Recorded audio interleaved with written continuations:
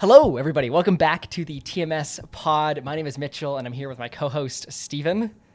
Hello. And today is a bit different of a podcast because we have a guest. We have our first guest on the TMS podcast, and it is the one and only Jake Felzien, who is our editor. So if you don't know, we actually haven't been editing a lot of our YouTube videos recently. It's been with the help of this guy right here.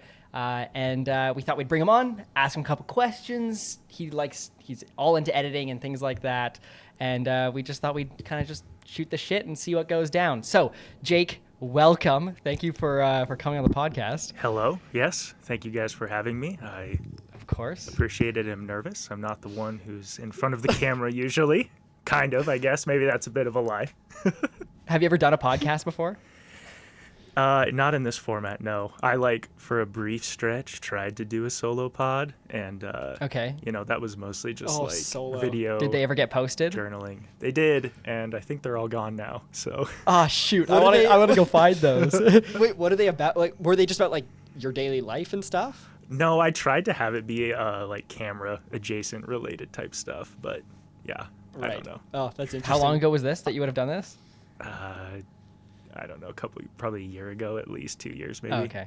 Right. Okay. I would imagine, I'm just thinking a solo pod would be such a daunting task because it's just, you have nothing to bounce off of. So you're just talking and talking and talking and talking yourself. It's not a conversation because it's hard to do that with a camera. Oh, for sure. So yeah, it's so weird. Hence why they're all gone. Yeah. They're just in the depths. Okay. So I think we're just going to kind of just get right into it. I mean, I want to start with kind of the classic question that anybody on a podcast asks, and about your editing and how did you get into filmmaking? Where did that whole journey start for you, and where is it ended up essentially from where you initially started and things like that? Yeah, no, that's a very fitting question for you guys, I would say. I don't know how far back we want to go. I would say Have you always been into cameras and editing and things like that, or is it? No, but I think it's kind of relevant. In high school, I was super into music stuff, so was always in bands, and pretty quickly on, even though I loved being in bands and playing guitar and all of that stuff, there's other people involved, and even if you write a song a certain way, it doesn't always go the way you want. So pretty quickly I got into recording music for just the sheer creative, I have all of the control type stuff. And so I think that was probably, honestly, and I only realized this in retrospect, the first really big editing type thing that I was super into, because editing music is a lot like non-linear editing, right? You got tracks, you got all that stuff. Right. Yeah. Right. So did that for a while, was super obsessed, crazy obsessed. And then kind of ditched that in college, just got busy. And then right after I graduated college, did what we all do, kind of loved Mr. McKinnon and Mr. Neistat, and bought a camera and thought I could be Peter 2.0, and had a lot of fun doing that for a while. Were those your kind of your go-to filmmaking YouTubers? Yeah, Pete. Yeah. I don't even remember how I found Pete, and I don't know how I got recommended, because again, it was kind of just I didn't even think I was into cameras until I found him. But yeah, him and all the Toronto boys, of course, and right. Interesting. I mean, it's so funny you say that, because with Pete, we only really started really kind of following, we knew who he was for a long time doing photo and video stuff on the internet, but we only really started following him for very late, actually, into his YouTube stardom, when he really started blowing up. It was only about a week or two before we did the Peter McKinnon on a budget video that we were kind of hey, we should probably actually know who this guy is before we make a complete parody on him.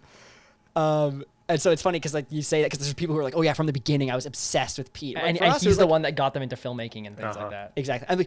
I mean, to be honest, the only reason we really did Peter McKinnon on budget is because he was the biggest guy in the photo and video space on YouTube. So we're okay, easy target. People are going to know who he is. It's going to get some views, which it definitely did. But it was more of a strategic play versus we actually loved him and watched him all the time. Yeah. But then since then, we've then started watching his videos, and like they're very good. Oh, so for sure. Can't complain. I love that video Yeah. because wasn't that the one where you guys did like the IV with the coffee? Yes. Yeah. It's so funny. Yeah. That was those were the good old days of the On the Budget series. Was so good for the growth of our channel, but also so cringy at the same time.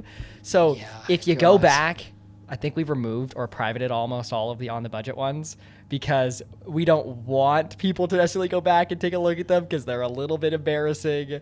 Yeah, they don't fit what we want our channel to really be. Yeah. So it's just like that's why we kind of got rid of them. As well as, it's funny because we were meeting Tom Sachs, the guy who mentored Casey Neistat, and we had Casey Neistat on a budget on our channel, and it was like a really big parody. So we're like, this looks really bad. If they go back and look, it's not a good idea. So basically the 3 days before we flew to New York City, we privated that video because we're like, hey, he's not going to see this one. Yeah. Hopefully he hasn't already. Oh, that's so funny. Yeah. Well, okay, Yeah. this is like an interesting question, and I don't know, maybe this is just like a stupid, like ultra vague question, but like, can you ever make something and not look back and have it feel cringe? Because I don't know that I've ever experienced that, even if it's something that I'm proud of.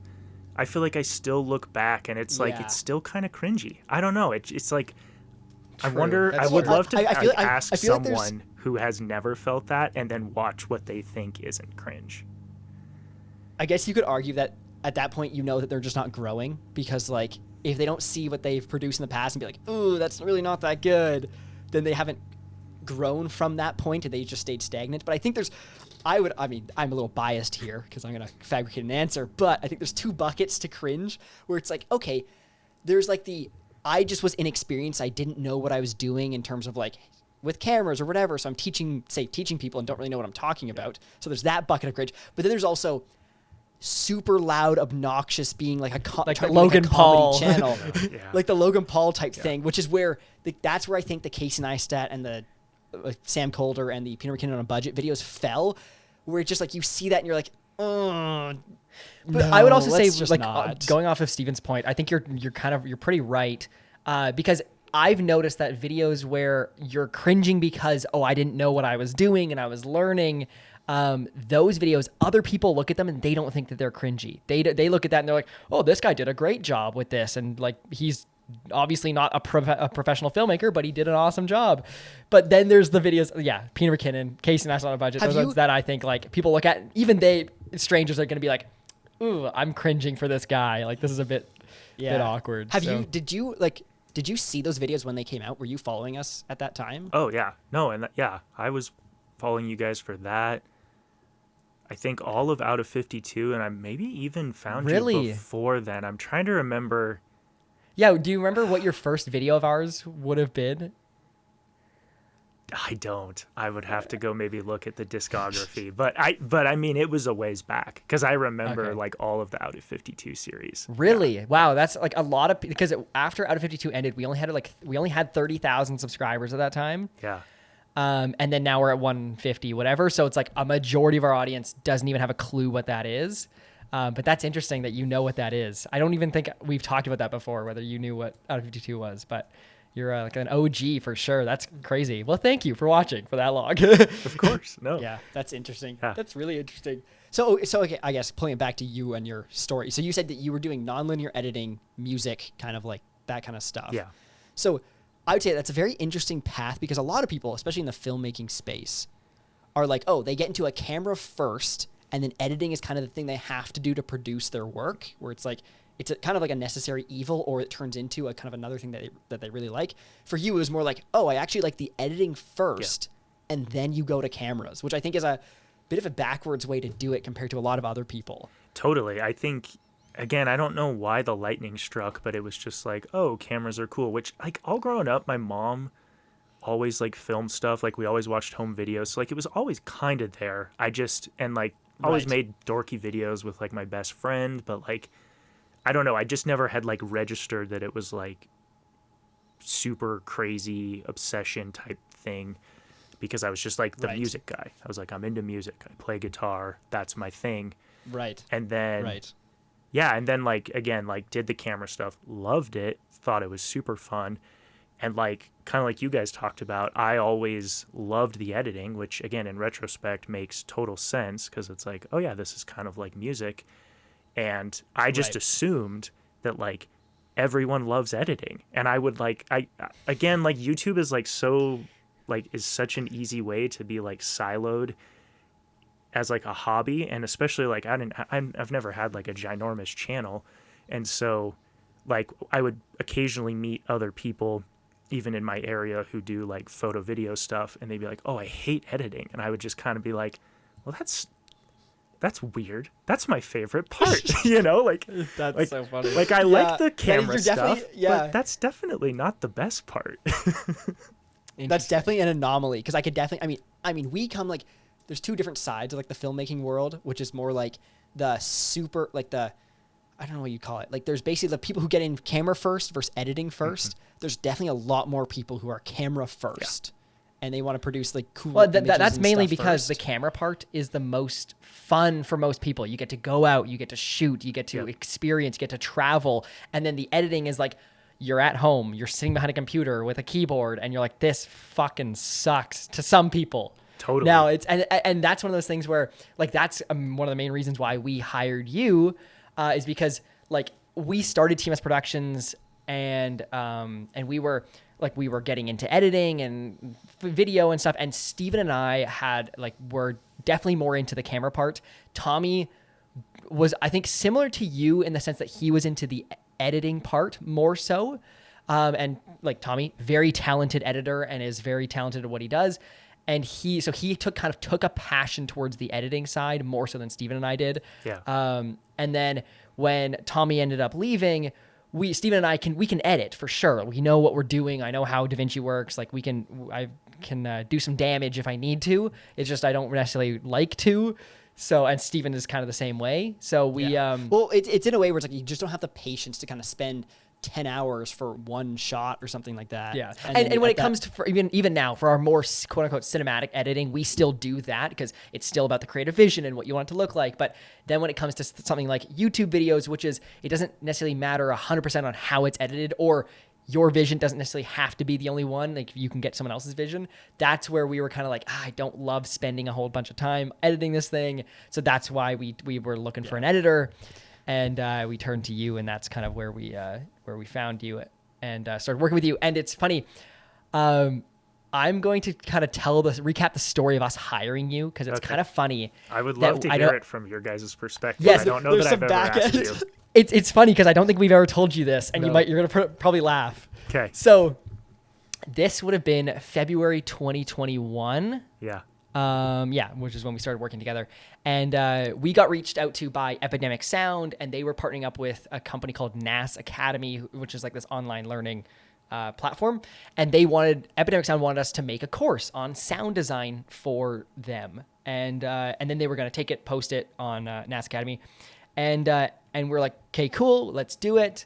And the only thing is that it was going to be like 2 hours of course content, which is going to take like finely edited material. Yeah, finally with overlays and text and this and that and all the other stuff. So then Steve and I are like, at this time we didn't have an editor, and we'd actually worked with 1 or 2 editors before you, and they were both very good. They were a bit younger guys, and they also, like, one of them for sure I could tell was only kind of doing it because he could get to kind of know us and get to kind of like interact with us. Yeah. And then I could tell that he didn't actually have a passion for editing and didn't actually like someone or didn't like editing because I could tell that his work quality was kind of dwindling the more we worked for him. He would get a little bit lazy. Anyway, so we kind of like, we're like, yeah, let's hire a dedicated editor for this course. And like basically for this one-off thing. And let's hire somebody who we know is going to actually have a passion for editing. So we put on our Instagram, we said, hey, if there's anyone out there, apply away. Had a Google form, and then within, I think it was like only within like probably a day for the story, and then we had probably close to, I think it was 50 applicants, like 50 people wanting to do it. And we said it was kind of for this thing, it was going to be a lot of editing for like a short period of time. So you have to be okay with that. And it's funny, because we sorted through all the people, went through everyone's kind of portfolio to see what the work was, and it was down to you, some other guy, and then there's a third guy that I don't even remember. But it's funny because you were actually our second pick. Nice. So we actually messaged this other guy first, and we said, "Hey, we think your stuff is cool. We were wondering if you'd be interested in taking this on," and he didn't respond. Oh, so we gave him like 72 hours. We gave him like 3 days to respond, and crickets, nothing. And we even like resent the email saying like sent a follow up, nothing. And then we're like, well, I guess he doesn't want it. So then we went down to the next one of those. I'm so glad we did. But so then we went down to you and we're like, oh, this guy actually looks really good. And then so we messaged you, you responded right away, and it was off to the races. And I thought it was so funny that this guy, this random guy, I don't even remember his name. He could have been the difference between like us working together and us not. Yeah. And and I'm glad he didn't look at his email, because then he actually responded to us like 2 weeks later and said, "Hey, I'm so sorry. My email was something classic email excuse, da da da da." Yeah. And then he's like, "Are you guys still looking for someone?" And we're like, "Nope, sorry. See you later. You lost." Oh, So, dang. That yeah. poor guy. Yeah. Well, I yeah. guess. I don't know. Poor to him. Great for you. Yeah, it's that's so funny. And then I it was totally pretty forgot about solid that for the next too. 2 weeks. Because you were working very hard, and we were very appreciative of your work, because Steven and I at that time were like filming a shit ton, and then you were more than capable to edit all of it. And the thing that I admire the most out of you for being an editor, which is something that I've noticed you don't necessarily get when working, especially with younger people, is your communication skills. Because you will text us and give us updates, and you'll say, "Hey, just quick update from me. It's going well. I'm like a day out. Cool." Yeah. And then we're like, "Awesome. Okay. This guy is actually," and also you tend to kind of also like be a little bit of back and forth for us as well, because I've noticed that sometimes we will hire an editor, or at least the older editors, we would kind of tell them what we're looking for. And we'd say, "Hey, do you have any opinions on this or anything?" And they'd be like, "Nope, sounds good." And they'd just go to work. But it's nice having somebody to be like, "Well, actually, what if we did it like this? And what if we actually change this?" And it kind of opens our minds up to alternate different ways and stuff we could do it. So, and just, you're very like, and I think we kind of get that with working with somebody who's a bit older, because the young guys are just like, they don't want to communicate. I don't know what they just don't want to. So they don't say anything until it's like done. And then, Well, I mean, I'm going to go from I'm assuming here, but like, it's also these young guys, for example, like if you had a part-time job in my position, when I had a part-time job that was like minimum wage, it's like, you just do what you're told and that's it. Because one, you're not paid enough to kind of like, I don't know, discuss things. And two, in most cases, you're the bottom of the ladder here. People don't really need to hear from you. You just execute, and that's all you do. Yeah. But it's funny because I knew we made the right decision. It was like 2 days in of like editing this thing, and you sent us an update being like, "Hey, this is how it's going, waiting for the next stuff," or whatever it was. And I was just like, I look at Mitchell, I'm like, "Fuck, dude, we made the right decision. This is perfect." And we're like fist pump in the air. We're like, yes. Also, because going into the whole hiring an editor process, we were kind of saying like, "Oh, I'd love to find somebody who is like an A player and someone who we can work with into the future." And then it was, that 2 days in that we're like, "Oh, wow, this is actually, it's working and it's good." So yeah, fist pump in the air. So it was a good time. But yeah, I think it worked out. So from your perspective, what was that whole process like then? Oh, yeah. It's so funny because, I mean, like, I'm trying to, but it's kind of a whirlwind, but like, I do remember specific parts of it. But like, the biggest thing for me was I, again, had been following you guys for however long it would have been at that point, like probably over a year, because I can't remember when Out of 52 was. But just like saw the post and was like, and at this point too, I hadn't put like the dots together that editing was like my bread and butter, because I had just had my kid, so I was really in this like weird state of like, it's like time's hard to find. I don't know how to like go film stuff. Like, it was just kind of like, it was like totally like perfect timing. Because when I saw you guys post that job, I was like, oh, I'm going to apply for this. And like the application was so easy too that I was just like, Yeah. I'd be an idiot not to at least try. And then Did you ever second guess yourself and be like, nah, I shouldn't, I'll put it off? And then you're like an hour later, you're like, I should. Did that ever happen? Or were you just like, you saw it and you're like, I might as well? I didn't put it off an hour, so it wasn't that long. But I definitely, Okay. the initial thought was like, why bother? Like, I'm not qualified. Like, all the imposter syndrome type stuff. Yeah. And so I wasn't going to. But then when I opened up the application, I was like, you know what? It's so damn easy. I got to at least like send it. And it's funny to hear that you guys had like 50 applicants because I've never asked you that. And I was actually super curious, like, okay, how many people actually applied? Yeah. Because that's all, I don't know.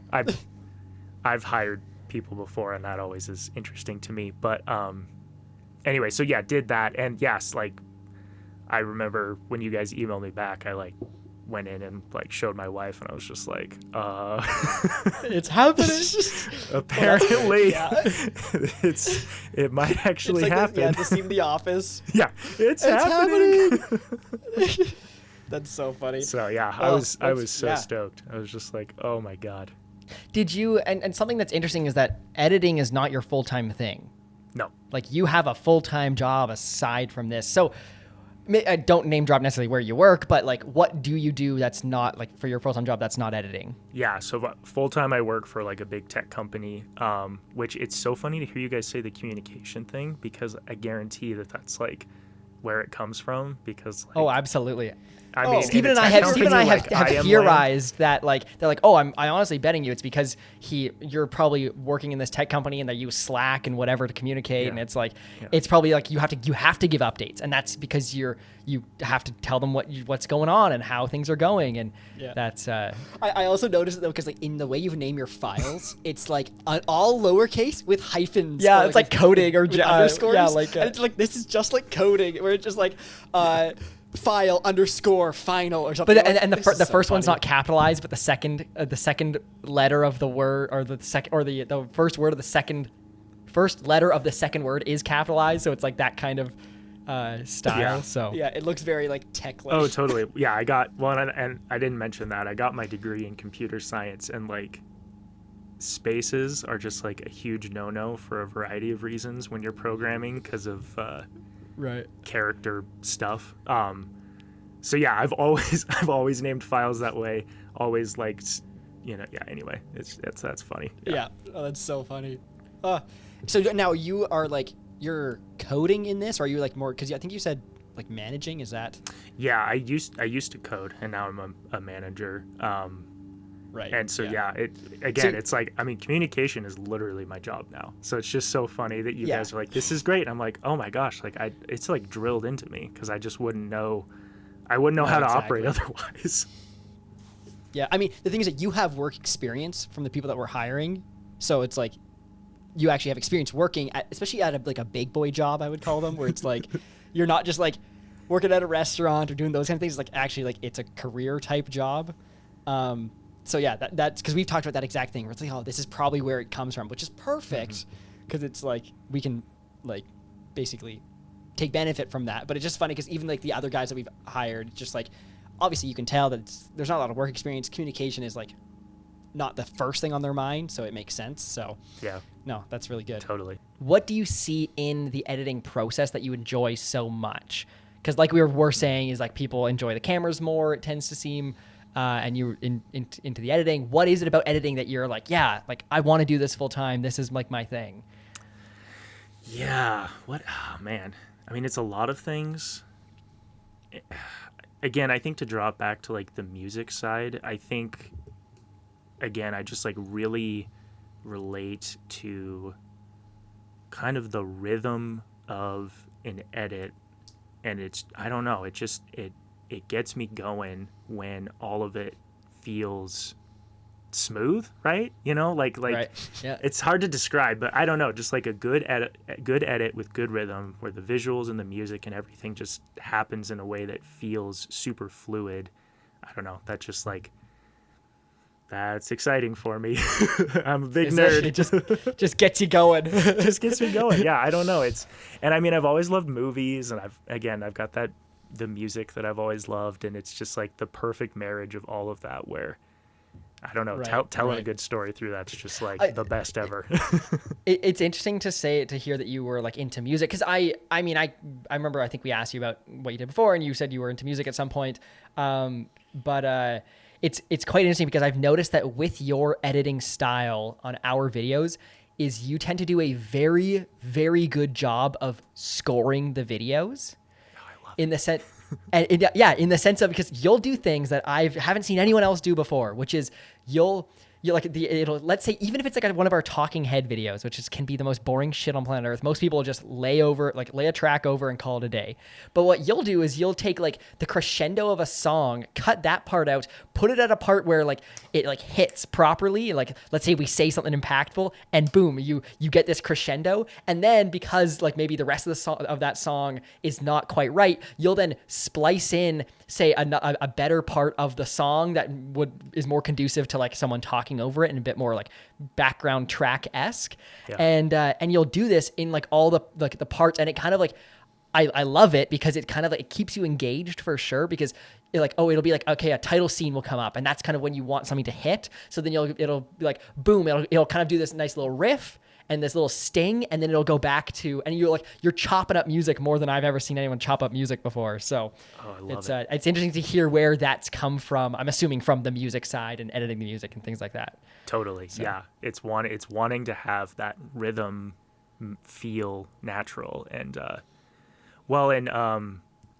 don't know, we need to get this episode sponsored with what I'm about to say, but like the fact that Epidemic has stems is like literally like Game changing. I just sound like the biggest nerd, and I am, but like I like that is just the coolest crap ever, because again, as someone who like literally used to do that, like make the stems for music, the fact that I can go in and just grab that stuff without having to make it, that's why This I episode have is fun. sponsored. Yeah, This episode is sponsored by Epidemic Sound. Go to TMS, or no, what is it? epidemicsound.com/TMS. No, Or no, it's what is share.epidemicsound.com/TMS to get yourself a 30-day free trial on us. Links down below. Thanks, Jake. That was a perfect back to the segue. pod. That was awesome. Beautiful. Okay. That's funny.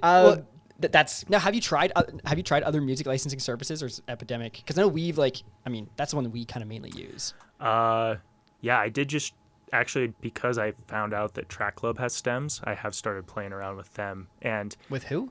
Track Club, I think they're pretty new. Oh. I've never actually. I think actually maybe they might have sent us an email once, but I don't think I've actually looked into what they. Yeah, they're really interesting, and they actually let you do the mixing before you download the file, which is really cool. But I don't know. Yeah. It's still, and you can still download the stems as well. But yeah, What's like your because we've used what is it, Artlist before? No, what's the one that we've used? Music Bed was our go-to for like the longest time, and their music I mean, slaps, but they don't have stems. Oh, it does. no, exactly. I mean, I'm going to throw a little shade on Music Bed right now. I mean, for the longest time, we were like ambassadors of Music Bed. We worked with them. We've like kind of done some promotional stuff for them. Anyways, I think it's a year ago now, 2 years ago now. They've completely dropped us. Just like Oh wow. cut. Well, That's it. their Like, main thing was like, hey, hey, we want either you guys are either not with us, or you come on and you're exclusive to Music Bed and use Music Bed only. And we're like, hey, you don't have tracks, you don't have sound effects, you have nothing. Like, you have good music, that's for sure, but I would rather pay this $20 a month or $16 a month to just be able to use yours freely with other platforms. Yeah. But we were their ambassadors, but I honestly think it was because they didn't necessarily want to associate with TMS Productions anymore, because maybe we were a bit too young for the audience they were going for. But joke's on them, because we're going to take over and you guys are going to go down. So yeah, well, it's funny because we had our own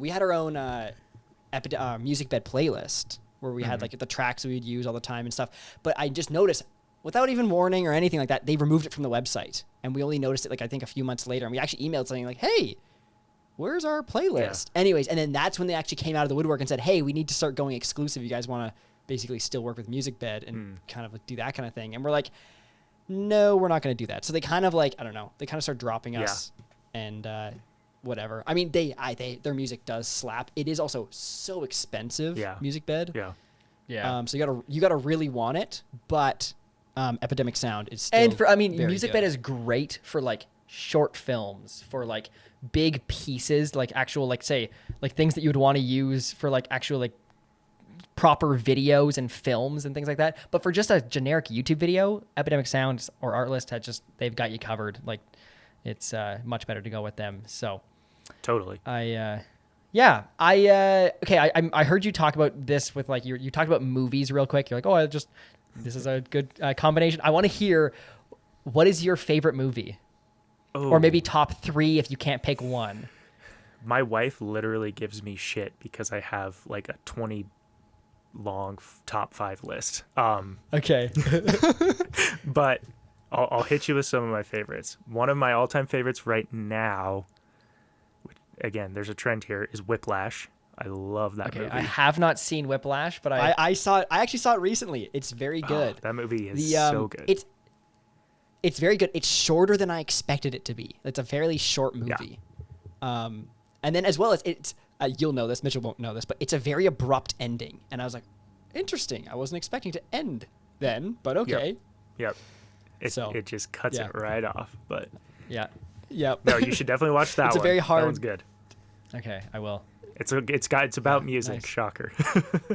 Oh, whoa, what? Really? Yeah, it's drumming. I've seen like the TikTok little highlight where the one bald dude comes in and he's like, "Are you what is it, leading or chasing, or what's the terminology? Are you leading or are you dragging?" Yeah, dragging. That's right. He's like, "Are you leading or are you dragging?" And then he plays and he's like, "You're dragging," or whatever he says. And he like calls him out in front of the whole place. Yeah. And I've seen that on TikTok more than to me it enough. sounds good regardless. And I'm like, there's nothing wrong with it. And he's like, "You're dragging, you're leading." I'm like, I have no idea what you guys are talking about, but it's still very good. It still just tells such a great story because you're like, okay, maybe I don't know what's happening, but like this guy is insane. Yeah. Yeah, exactly. And the car crash thing and that. Oh my god. Okay, hey, no spoilers. No spoilers. I mean, go you'll forget watch this it. by the time you watch it, anyways. It'll be fine. So Yeah. That's funny. So is that like now when you watch these movies, are you like looking at the editing, being like, okay, nice. Oh, I see what you did there. Yeah. Okay, good cut, and like things like that. It depends, and I mean, I think you would think that I would do that. I think a lot of times I have to be intentional about it, and I try to, if I can, because I think it's a good exercise. But a lot of times, if it's just a damn good movie, I have a hard time like turning just the enjoyment side of my brain off and just being like, wait, hold on, why is this so good? It's like, it's just good. Yeah. But and that's a good thing to be able to still have that, because I've noticed that when I watch TV commercials, I will pick apart every single one and I'll be like, oh, they did a shot like that. That's interesting. I like how they did that. Oh, that's an interesting shot. And I'll kind of like pick it apart and be the very analytical mind for TV commercials when I'm watching TV. If I am watching a thing that has TV commercials, like even YouTube ads and things like that, well, I'll do that too. But when I watch movies, I don't do it to movies nearly as much. I think partly because I do know that TV commercials have a lower budget than movies typically do, and movies tend to be a bit more polished than a TV commercial does. Yeah. But it is nice to be able to enjoy it still, because there are definitely movies that I've been like, oh, interesting, and I've kind of picked it apart, but it is nice to be able to still look at it and enjoy it. I was going to say that good editing is invisible. Isn't that the whole point? Yeah. Yeah. So if you're doing a film, you better not notice the editing, otherwise something's wrong. But it's also funny, though, because I've also noticed myself, I only pick apart movies when it's kind of boring. And especially if I'm in the theater and it's a movie that's kind of getting boring, and I'm like, I can't pull out my phone because it's kind of bad. Like, it's kind of a bad thing to do. And so I just sit there and I'm like, you know what? I can sit here and I can analyze the movie. So I just start thinking about the shots. I'm like, okay, cool. Nice shot there. But I do it more as a way to kind of like occupy myself while the movie's kind of boring and before it gets to the action again, which I don't know. It is what it is. So are there any other movies other than Whiplash? Totally. I've got one more, but also I wanted to say too, and I think that like and this probably kind of aligns up with what you guys are saying, which is that like maybe I don't pick apart movies as much because I don't know, maybe if given the opportunity I'd be interested, but I don't really have any movie editing stuff going on, right? And I've never edited an actual film. I pick apart YouTube videos like crazy, and I get tons of ideas on how I edit YouTube, but that's because I want to edit YouTube. And that's probably the same thing with me. Like when I say I look at commercials differently than movies, is like we've made ads that could be at some in like seen as like a commercial to some degree. And that's exactly what you're trying to make is what you look at. No, I'm not trying to make a movie, so I don't really give a shit how a movie's edited, really. Yeah.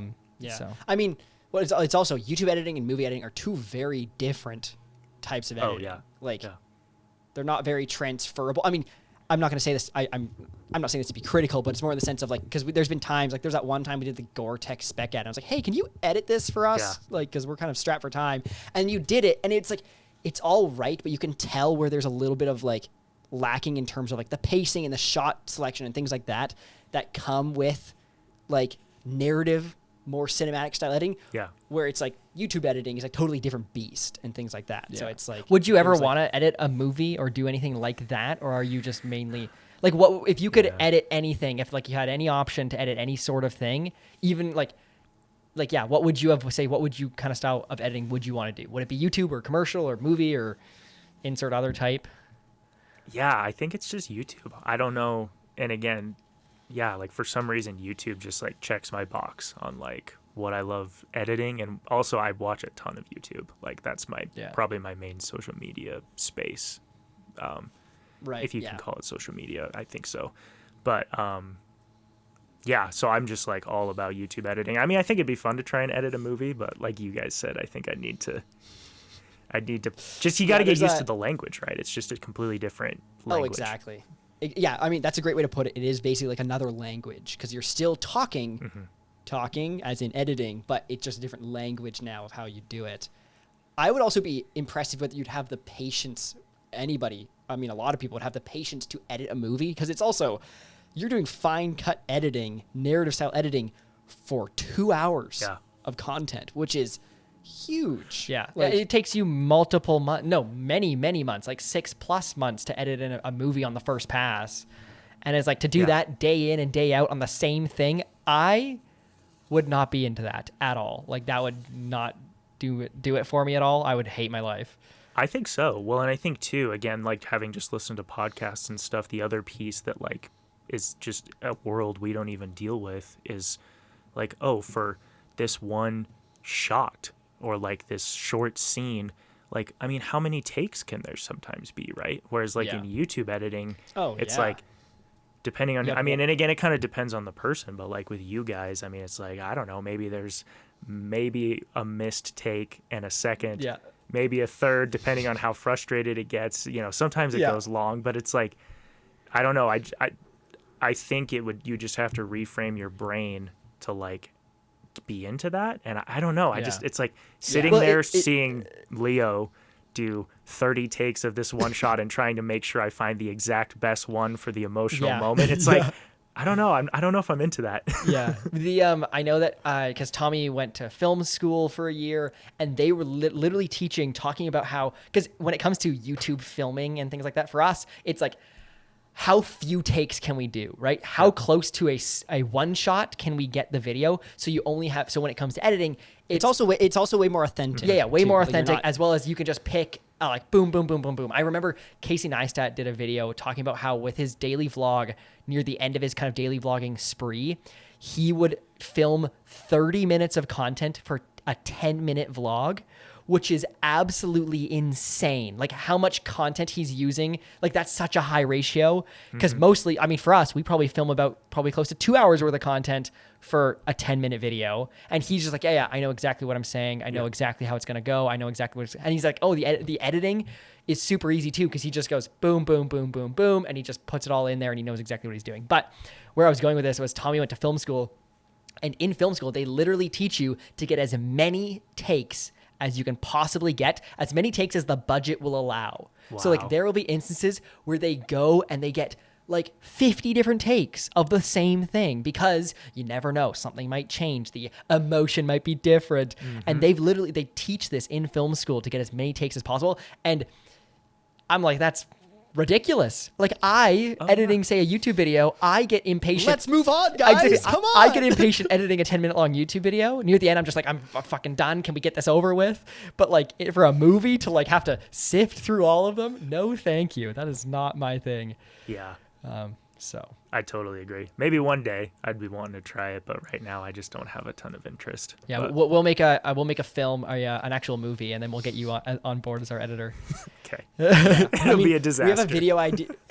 We have a video idea that could involve something like that. I mean, I'll save it for later. We'll tell you about it off the pod because I want to make sure it's like a good video idea. But but yeah, we have something where it's like potentially we could be getting ourselves in a situation like that, but who knows? We'll see. Yeah, so it'll be fun. But it would okay, be wait. kinda So you interesting. said you had a second movie?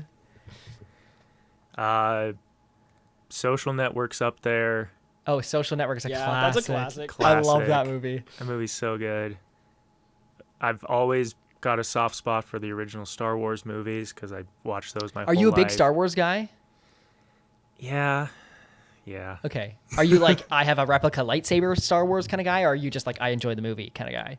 Not that bad. I would say Okay. I'm like probably a good happy medium of like big fat nerd, but not.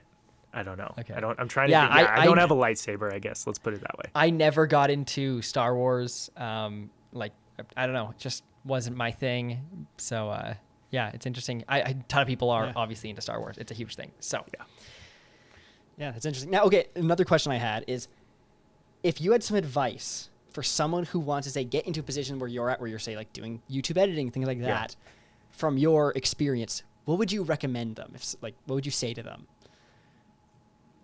At least based on how it's gone for me so far, if I have any wisdom to give, which I still feel like I'm learning every day, but I will say, Good answer. Yeah, I don't know.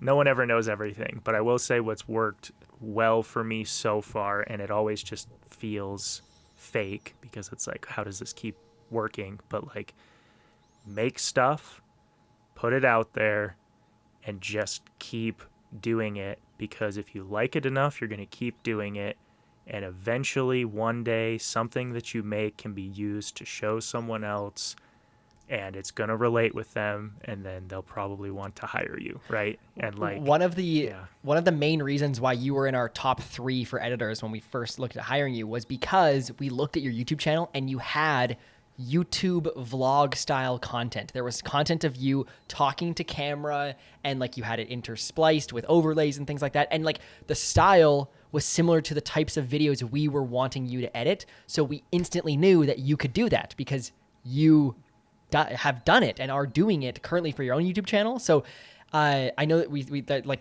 if we went, when we were looking through the applicants, I know that if we went to your channel and saw just cinematic, right? Slow motion shots just cut together with music, you were kind of out of the running anyways. Mm-hmm. We want to see that you actually had some you knew that you could cut a vlog and cut talking head and things like that, because it's a slightly different language than just doing cinematic editing. So we saw that in your channel and you had done that, and we're like, oh, perfect. This guy knows exactly what to do and he knows what the deal is. So yeah. Nice. Totally. Nice. Yeah. Now, okay, and then it's not kind of a side, I guess, follow-up question with that. It's like, what is it like working for us? Oh, that's a good question. Hey guys, you're my boss. That's a great question. I love working for you. We're not even your boss. We just work together. You can Think of be us as critical as companions. you'd like. If you are really hating it, let me know. I want to know. Totally. No, in my experience, it's been great. And again, not trying to like throw shade at other people, but I would just say some of the stuff you guys have called out is totally true. Like, communication's been good. The thing that I really appreciate about you guys is like, there's always a Word doc and kind of a what to think about or expect for the edit, but then still a really, like we've talked about, good understanding of like, it's not verbatim what we want. It's just like, here's a starting point. Make sure you get at least these things kind of right. Yeah. Right. As long as you get that hook right, I don't care what else happens. Yep. Exactly. So yeah, no, I just feel like the over communication, and I would urge anyone who is employing an editor or working with an editor, like, that goes a long way. And I think too, one thing that I've always appreciated about you guys, and I again would tell anyone who's hiring an editor or working with an editor, is like, no matter how good the editor is, like, the first little bit is always super painful, right? Because yeah, I don't know, and maybe I'm not maybe I'm not as good as I think I am. Here we are having self-doubts. But I would say even the best editors, from what I can tell, like every person is different and every style is different. And like to just assume that someone can get it in like a day is kind of crazy. So Yeah. And you I guys think have always been good even about for that. us, we kind of got over that hump with you fairly quickly because we had that big workload at the very beginning. Yeah. So essentially, by the time we'd finished that, we're like, oh yeah, do you want to help us edit some of our YouTube videos? And I think we were only like a couple in, like, but now I say a couple being like, we were probably like, that was probably a month and a half after working together, but that was probably whatever that was, 6 videos worth. And then you were quite like starting to pick it up quite easily. And like, actually we're like, oh, this is actually working. So it was a situation where we kind of got over that hump quickly because of that big workload, which was kind of nice. True. No, I didn't even think So- about that because that first project was so massive and such an undertaking that I think we expedited that process. But if you are just Yeah. hiring someone to like edit your YouTube videos, like, I don't know, go in with like a realistic expectation. Don't just be like, hey, I've got this video and you better nail it on the first try. It's like, I mean, maybe you'll find that person, but I don't know. I don't think it usually works out that way. I wonder how, Right. And now is this speaking from experience? Yeah. I've worked for a couple of other people besides you guys. I wonder how, no, shh. We can bleep that out. We'll bleep it out. But I wonder how he's doing with finding an editor. Oh, dude. I don't know. I knew his other editor. I should text him. You have to take all of this out, by the way. Yeah. We will. That's interesting because I mean I would also say that with like you could definitely get a good YouTube editor like right off the bat for your first YouTube video if you had enough time from filming the video to releasing the video. But for us, it's like we're like kind of on a weekly schedule, so that doesn't leave a ton of time. But if you're like, say, Mr. Beast, he could hire an editor, and then he can go like weeks of just like fine tuning the edit before it's perfect, and then release that because he obviously doesn't upload weekly. But What- I mean, what then is- again, you have to put that time somewhere, whether it's released or not on the internet is a totally different story. Yeah. What is your opinion on Mr. Beast in the whole like and what he's doing to YouTube as a whole? Oh, man. I personally am not a huge fan, and I never have been. It's kind of... I'm trying Do you to ever think watch of, his like, videos? Yeah, I'm trying to think of a good metaphor because I definitely... Like, I watch all of his videos, and it's strictly...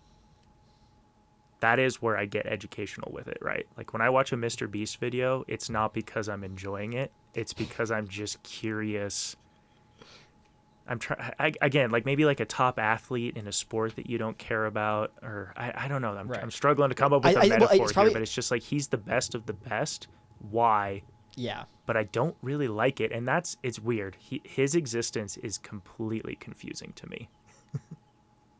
Really interesting. I mean, I see what you're going for because like it is a thing. It's like you just want to see what the top upper echelon of YouTube content creators are doing, just so you can see where the space is heading. Because he's massive, so he is definitely the kind of the spearhead and the figurehead of where this industry is going in terms of what a lot of trends are going to follow. So just obviously seeing that is definitely a proactive approach of being like, hey, I should know what the top guy on YouTube is doing, just so I don't get blindsided by something I wasn't expecting. Totally. Yep. And I I don't miss a Mr. Beast upload anymore because I just him. And two, like I don't know if Hayden works on all of his videos or just some of them. I know he's worked on quite a few lately, but again, Hayden's like arguably the guy right now. For editing. I've got maybe a couple of personal few contenders that maybe no one's heard of, but I mean he's the guy that everyone knows about. And you know it's just good to know, right? Like whether you use it is probably up to your discretion as an editor, but it's still, I mean, it's kind of like my philosophy on, like, I use 2 different NLEs. Like I want to know, you know, I want to know what one's like. I want to know what one does better. And it doesn't necessarily mean that I like both of them equally. It's like, well, maybe I do. For like those of you one at home, better, NLE is non-linear editor. Yeah, sorry, 2 different editing softwares. Because I could see someone being like, wait, what's an NLE? Yeah, But NLE. it's interesting because Mr. Beast, I've seen many interviews, like I've seen a couple podcasts with him on and like that kind of stuff. And it's interesting to say that you're not the biggest fan, the kind of like of like necessarily like what, I mean, you can admire what he does, and like especially like all of his good stuff of like making 1,000 people hear again. That's awesome. Oh, yeah. Good for you. That's incredible. But it is one of those things where I think it's one of those situations. Like, anyways, where I was going with this was I've seen a bunch of interviews with him, and I'm not surprised that he's the biggest YouTuber on the planet. No. Because you could tell that guy has had unwavering determination and just motivation to become the world's best YouTuber, and he has done it.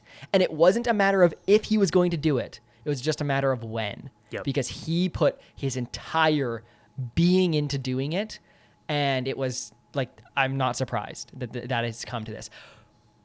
Totally. To add on to kind of to what you're saying, though, my opinion of him is just the fact that I feel like he sees an opportunity of like YouTube being a place where like, oh, I can make these videos, and I'm just worried that he's kind of like damaging YouTube, and he's going to take it to a point beyond repair where everybody has to make videos like his in order to stand out, in order to even be a contender to get views, because Totally. he's so engagement focused. Everything needs to be like crazy. Everything needs to be like this, and it needs to be big explosions. Are we going to get to a point where you've fucking done everything, buddy? Like, and then at that point, what do the rest of us do? Do we just like...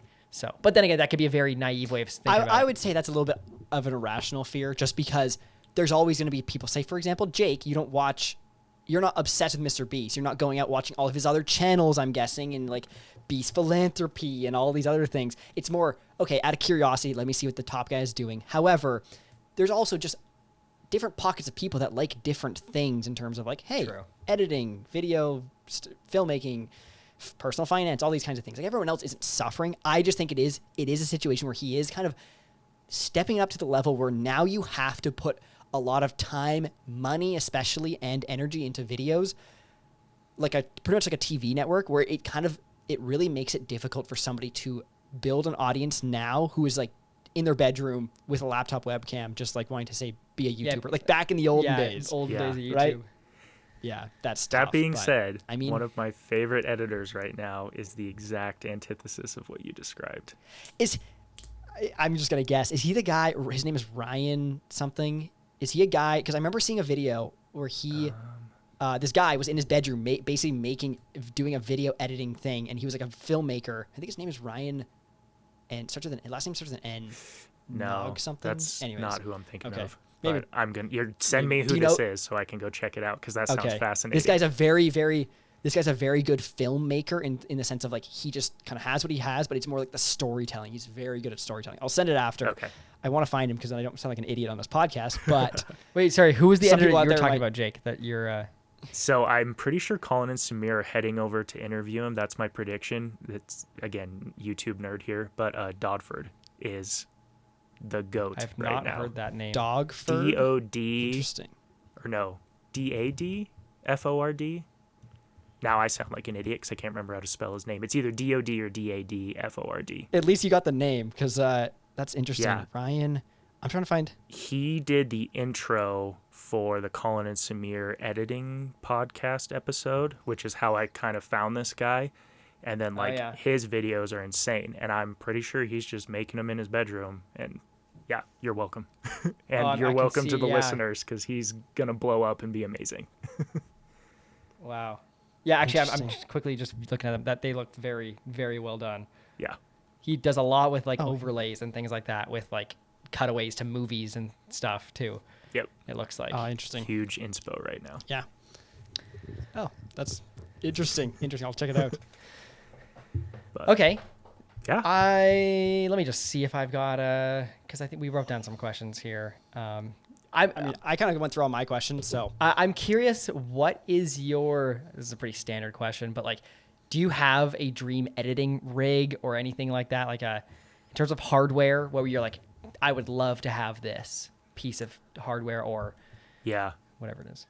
I think nowadays I would love to have a Mac Studio, like Okay. fully torqued. But I don't know.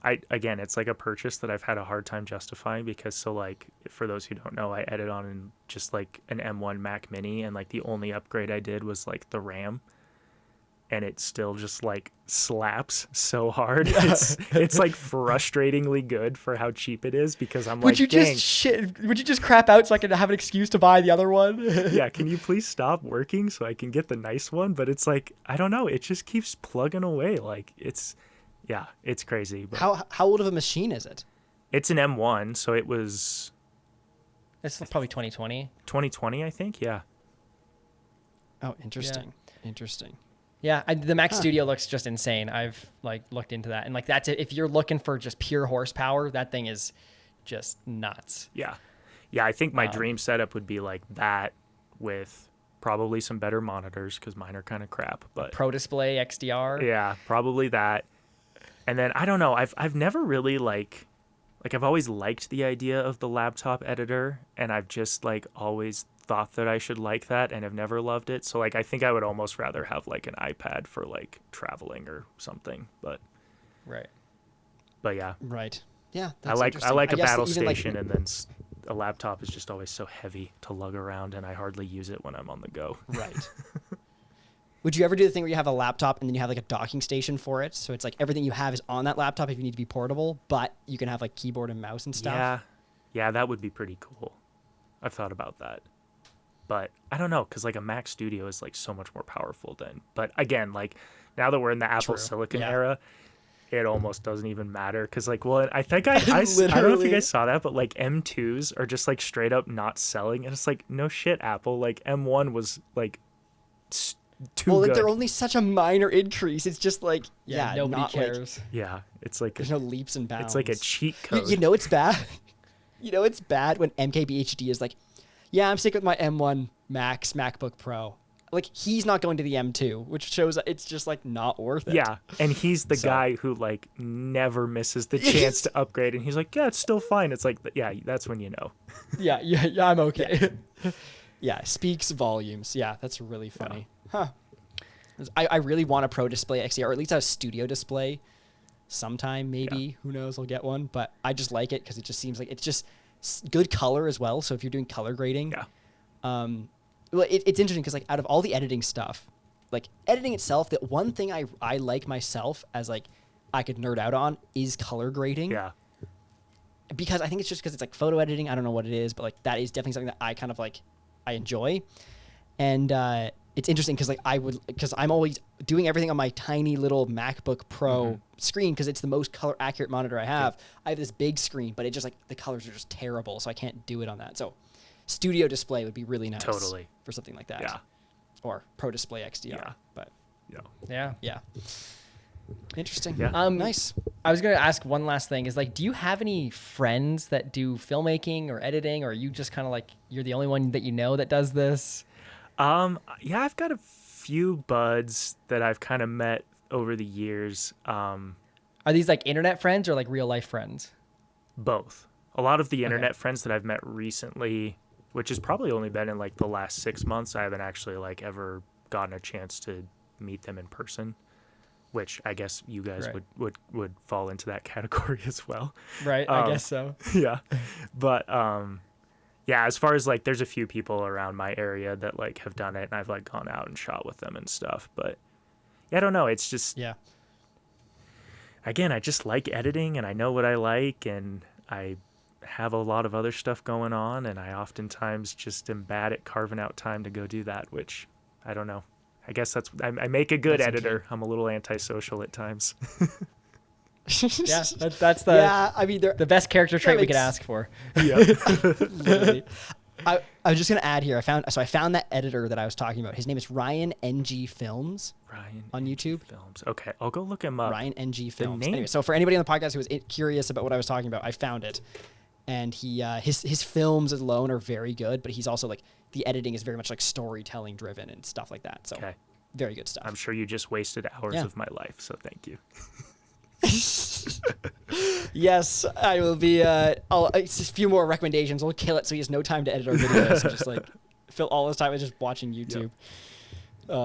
Yeah. Okay. I So, think that's anyways. pretty much it from us. Do you have any questions for us, or is that's it? Oh man, don't put me on the spot like that. So I'm just Do you want to plug anything? I guess you have your YouTube channel, Jake Felzien, if you're into editing. I do it. Definitely go check it out. Yeah, I do have a YouTube channel. It's all about editing right now. It used to be, like I said, about photography stuff, but that's certainly gotten left in the dust as of late.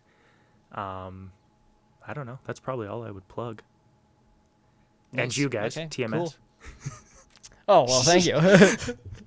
I'm hoping if they're here, they know who we are, but who knows if you're new. TMS Productions. Yeah, look for TMS Productions. Yeah. You can now put on your LinkedIn, TMS Productions Chief Editor. Yep. It wouldn't do anything. I don't know. Yeah. That's so funny. Okay, that's pretty much it. Thank you, everyone, for watching and viewing, listening, subscribing. I think that's what they say these days. And we'll see you guys in the next podcast. So see you later.